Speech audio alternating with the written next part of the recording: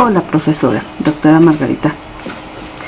Mi nombre es Ana Leticia Olvera Mera y este es mi trabajo en video sobre la actividad de evaluación neuropsicológica para el estudio de la relación entre el cerebro y la conducta.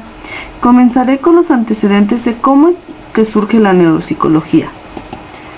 Como lo dice en la lectura de Yáñez Telles 2008, que en la antigua Grecia se hacía énfasis en buscar la localización de las funciones mentales. La primera era la localización del cerebro y como el asiento de la mente, también llamado hipótesis cerebral, y la segunda es que el corazón era el responsable de las funciones. Más tarde, Galeno fue otro partidario de ver la función del cerebro, ya que decía que no solo el cerebro era partícipe de la conducta, sino también algunos nervios que ayudaban a que los estímulos llegaran al corazón. Poco a poco fueron dándose asociaciones de diversas áreas con sus funciones, como fue la percepción, la memoria y la razón, entre otros. Se puede distinguir a la neuropsicología en tres corrientes. La primera en la neuropsicología clásica, la segunda neuropsicología cognitiva y la tercera neuropsicología integral. Analizaremos primero la neuropsicología clásica. En ella existen dos representantes muy importantes, que fue Gall y Broca, que se preocuparon por el tamaño del cerebro y la lesión a partir de los síntomas que les daba un paciente. Con la llegada de Gall se formuló la teoría de la localización cerebral, que a la postre serían las bases de la frenología y que también se le conocería como el pionero del localizacionismo. Broca, por su parte, como principal iniciador de la neuropsicología, contribuyó con sus aportaciones sobre las localizaciones cerebrales del lenguaje, así como haber descrito los síntomas de un paciente para poder hacer un análisis clínico completo. Las aportaciones que da esta corriente es que busca dar un diagnóstico, así como incentivar a la rehabilitación. Como uno de sus fundamentos teóricos más importantes está la disociación de funciones, que se entiende como un módulo encargado de cierta función que no está alterado, mientras que otras partes sí lo están. Pasando a la neuropsicología cognitiva, ellos buscaban el funcionamiento de la mente para explicar los síntomas del paciente con lesión cerebral que afectan los procesos psicológicos normales. También fueron llamados ellos los antilocalizacionistas por el tipo de posturas que ellos daban. Entre ellos podemos encontrar a Jackson, quien negó la existencia de las localizaciones específicas para las estructuras cerebrales, porque decía que esta capacidad era demasiado compleja para poderse estudiar. Por su parte, Florence afirmaba que era imposible localizar exactamente las funciones cerebrales, ya que estas estructuras interactuaban entre sí, creando un sistema funcional difícil de descifrar. Luego, ya con el apogeo de estas dos neuropsicologías, se puede complementar en una sola, incluyendo los principios de ambas. Y gracias a ella se crea, aquí podemos encontrar, es la neuropsicología integral. Aquí podemos encontrar que se crean las baterías para pruebas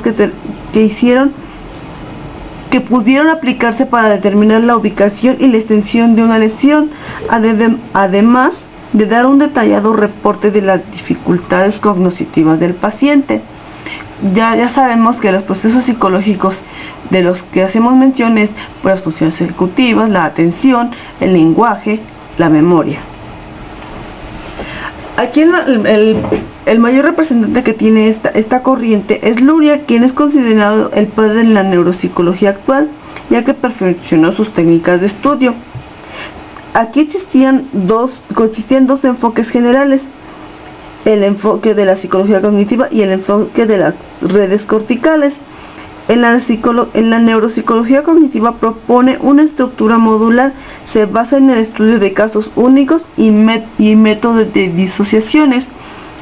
Por su parte, el enfoque de las redes corticales supone que los procesos cognitivos tienen bases neuronales distribuidas por todo el cerebro y supone un funcionamiento en paralelo más que secuencial.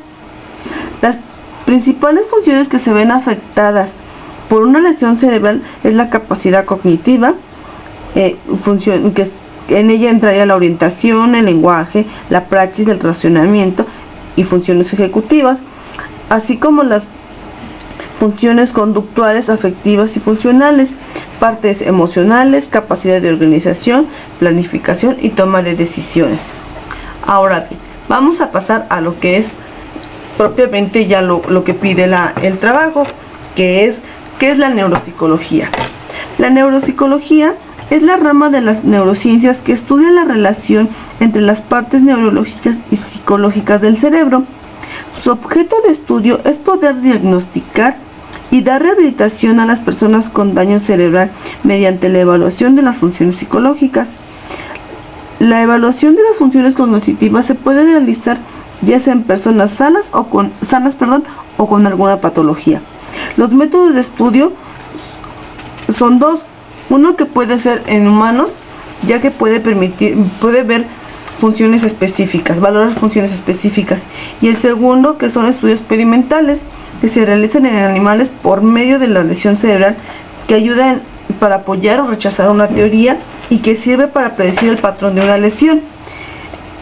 El objeto de estudio de las lesiones, daños o funcionamientos anormales de las estructuras del sistema nervioso central son las que afectan en los procesos cognitivos, psicológicos, emocionales y del comportamiento individual. Características de un neuropsicólogo. Él debe de conocer la neuroanatomía para poder tener mayor capacidad en el área y poder realizar un trabajo multidisciplinario para el mejoramiento de los pacientes, y para poderle dar al paciente la independencia que se vio limitada por la pérdida de una función motora. El principal objetivo que persigue la neurociencia es tener los conocimientos necesarios para poder intervenir en programas de intervención, evaluación, diagnóstico e investigación en diferentes escenarios, permitiendo a los profesionales ayudar al paciente en tomar la conciencia de sus déficits, proponer estrategias de afrontamiento adecuadas para ellos y establecer la necesidad de recibir algún tipo de terapia de forma individual o ya sea en grupo, y a su vez guiar a la familia en torno a la regularización de las expectativas que ellos tienen del tratamiento. Son diversas las disciplinas psicológicas, tienen diferentes enfoques, tienen tres perspectivas diferentes, que es la clínica, la conductual y la experimental, y en esta vamos a abordar en la siguiente diapositiva. ¿Cuáles son los campos de aplicación? Sus campos son muy diversos, ya que realiza trabajo con otras ciencias buscando el funcionamiento del cerebro y la relación en su comportamiento, ya que puede intervenir a la par con los neurólogos, psicólogos, lingüistas, terapeutas del lenguaje, psicopedagogos, ingenieros de sistemas, por mencionar algunos. Entre los campos más importantes está la neuropsicología infantil. ¿Qué es esto? Él es un especialista que trata la relación del cerebro y la conducta a través del crecimiento, involucrando el aprendizaje. La disciplina que consiste en comprender la función del sistema nervioso durante las primeras etapas de vida. Aquí existen varias afecciones que se tratan. Pueden ser los trastornos del desarrollo, trastornos del aprendizaje, dificultades de la atención, como puede ser el TDAH, que ahorita es muy común en los niños. Continuamos con la neuropsicología en adultos y ancianos. Este campo participa ayudando a la mejora de aquellas patologías propias de la edad, como pueden ser las enfermedades cardiovasculares, Alzheimer, tratamientos craneoencefálicos, neoplasias, enfermedades infecciosas, enfermedades degenerativas y demencia. Pasamos a la neuropsicología jurídica. En este campo se permite delimitar los trastornos o alteraciones del daño cerebral que influyen en un sujeto que está en un proceso civil o penal. Y ya por último sería la neuropsicología del deporte. Aquí el neuropsicólogo actúa mostrando evidencias de cambios o alteraciones en los procesos cognitivos en un sujeto que ha ejercido deportes de contacto. ¿Cómo participa un psicólogo en el campo de la neurociencia, de la neuropsicología? Pues interviene en las tareas más tradicionales que pueden ser el impacto de la enfermedad y las secuelas en el paciente, en la reorganización familiar, la reinserción social y actividades más específicas como la de la rehabilitación y la resolución de problemas. Aquí también tenemos lo que es la psicología general y la psicología cognitiva, que realizan el estudio de las funciones psicológicas, y la psicometría. Esta ciencia participa con el uso de instrumentos de evaluación, creándolos de acuerdo a la necesidad del paciente. ¿Qué me dejó de aprendizaje el tema? Aprendí que la neuropsicología es una extensión de las neurociencias y busca encontrar cómo rehabilitar al ser humano, primero diagnosticándolo y después aplicando baterías que le permiten corregir las deficiencias de su estado, así como también que en el caso del aprendizaje en los niños puede comprender los trastornos que existen en los niños y que estos pueden mejorar o empeorar, si no son tratados por algún especialista.